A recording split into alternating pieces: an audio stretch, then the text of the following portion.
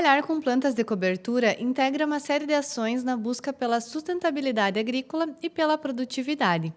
Esse cultivo tem o objetivo de melhorar o solo, auxiliando as culturas de interesse econômico.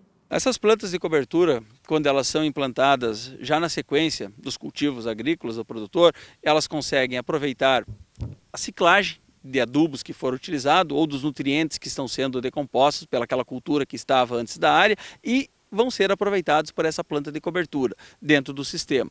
Quando nós manejarmos essa planta de cobertura e logo em seguida entrarmos com a cultura novamente de interesse econômico, essa cultura de interesse econômico ela vai aproveitar os nutrientes que vão ser liberados por essa planta, que já está havendo essa ciclagem no sistema.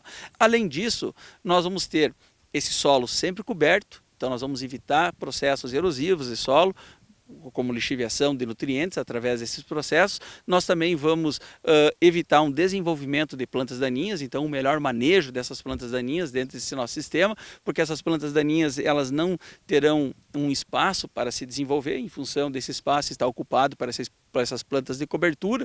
Então todos esses benefícios agregados vão fazer com que lá no final o produtor tenha até uma redução de custos no controle de plantas daninhas ou no custo mesmo com a própria adubação dentro do sistema. Nesta área experimental de Sertão, no Rio Grande do Sul, são cultivados consórcios com aveia preta, nabo, centeio e ervilhaca. Essas culturas estão se desenvolvendo de forma positiva, com destaque para o centeio. O consórcio ou o centeio isolado, o seu desenvolvimento está muito bom. Por que isso? O centeio é uma planta rústica, ela consegue aproveitar adubações de culturas anteriores e ela também tem um sistema radicular mais agressivo, que consegue explorar melhor o solo. E, baseado a isso também, a literatura nos informa junto ao centeio, a sua rusticidade como planta e ainda um efeito alelopático dele sobre algumas plantas daninhas na área. E como a gente pode ver no meio, depois a gente demonstra aí, nós não temos praticamente plantas daninhas se desenvolvendo, mas também nós temos aí um centeio com uma média de 1,60 m, 1,70 m, em alguns locais esse centeio é até mais alto do que eu.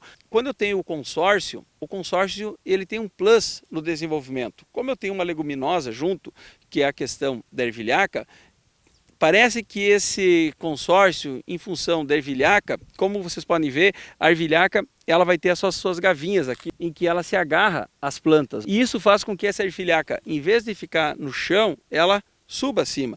Isso melhora o seu desenvolvimento e melhorando o seu desenvolvimento, aumenta a fixação de nitrogênio dessa leguminosa para esse sistema de consórcio. O bom desenvolvimento das plantas de cobertura deve beneficiar a soja e o milho, que serão cultivados em seguida.